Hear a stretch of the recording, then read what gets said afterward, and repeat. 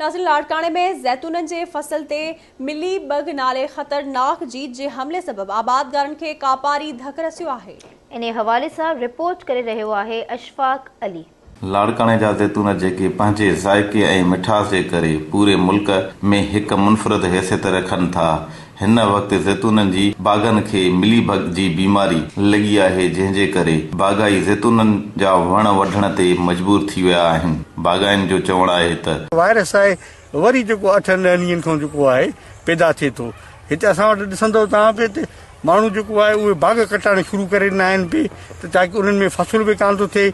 हू उन काठियुनि खे उन्हनि मोरनि खे अहिड़े नमूने त वकोड़े खाई थी वञे पई जो असांजो जेको फल आहे जेको हिन महिल जेको आहे उन फल ते अटैक आहे। उहो फल जेको आहे उन चूसण जे करे जेको आहे उनजी ॾांडी खां मुंहुं चूसे थी पई त उहो फल जेको आहे तव्हां ॾिसंदव त हेठि ढेरनि जो ढेर पियो आहे। हितां जो मज़दूर तबिको ऐं हितां जा जेके ठेकेदार आहिनि पर मुसलसिल ॿियो साल बीमारी जे करे उपद न पई थिए। माण्हू जेका बाग़ कटाइण पिया, जिन जे करे ठेकेदारनि खे बि लॉस थियो आहे ऐं उन खां बाद में मज़दूर जेके आहिनि उहे बि तमामु घणा बेरोज़गार थी विया आहिनि, जिन जे करे असां वटि हिते इकोनॉमिकल सिचुएशन में जेका आहे उहा ख़राब थींदी पई वञे। गुज़रियल साल बि हिन बीमारी जे करे जूअ जे करे जंहिंखे मिली बग चवनि था, गुज़रियल साल बि मूंखे 2-2.5 करोड़ मूंखे नुक़सानु पियो सिर्फ़ु। बाक़ी त तमामु बाग़नि जे हिसाब सां अरबे रुपया था बणिजनि, जेके तमामु घणो खसारो आहे, जंहिंजे करे माना सम्झो त असांजे लाड़काणे में ज़ैतून जी पैदावार तमामु घणी आहे।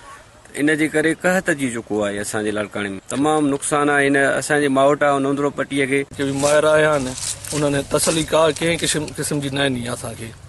हिन जो हल इहो ई आहे, बसि बाग़ मन जो कटणो ख़ात्मो करणो आहे। हिन जो हितां बीमारी जो नालो इहा नई क़िस्म जी आहे, मिली बग हिन नाले सां सॾियो थो वञे। हिन में बाग़ जी पैदावार घटि थी वञे ऐं थिए नथो। असांजो तमामु घणो नुक़सानु थियो आहे। हीअ गुज़िरियल 14-16 सालनि खां वठी जेको बाग़ मूंखे आहे मां सीलींदो थो अचां ऐं 14 सालनि में हिनखे का बि बीमारी कान रही। गुज़िरियल साल हिन साल हिनखे एॾी बीमारी लॻी जो असां हिन कटाइण ते मजबूर थी वियासीं।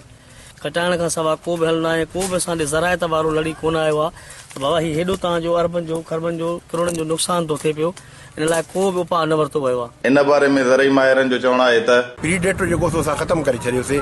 दवाउनि जो बेतहाशा इस्तेमालु कयो वियो थ्रू आउट लाड़काणे में। ऐं तव्हां अॼु बि जेकॾहिं ॾिसंदव त पंजाब में जा काफ़ी अज़ला आहिनि जिते मिली बग कोन्हे का, ऐं उन्हनि जेको आहे सो स्प्रे न पई कई एतिरी।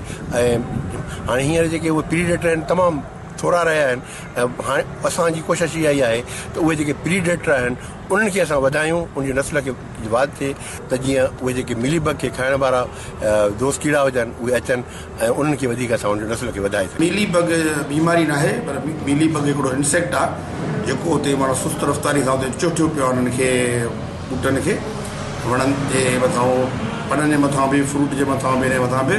ऐं हिन वक़्तु असां पंहिंजे डायरेक्टर जनरल साहिब खे लेटर लिखी आगाह कयो आहे सही हीअ आउटब्रेक थी वई आहे, जंहिंजे लाइ माना मथां कंहिं टीमूं मोकिलियो ऐं रिसर्च वारा जेको आहे सो हिनखे डायग्नोस करे हिनजी जेको आहे सो प्रॉपर ट्रीटमेंट थींदा त पोइ असां आबादगारनि ताईं ॿुधाईंदासीं त उनखे हिन शइ जो स्प्रे कयो। बाग़ाइनि जी तव्हां ॻाल्हि ॿोल ॿुधी, उन्हनि जो इहो चवणु आहे त हुकूमत खे खपे त असांजी सार संभाल लहे, असांखे गहरे नुक़सान खां बचायो वञे। कैमरामैन शहरियार अली ओडे सां गॾु इशफाक अली संडाणो, आवाज़ TV न्यूज़ लाड़काणे।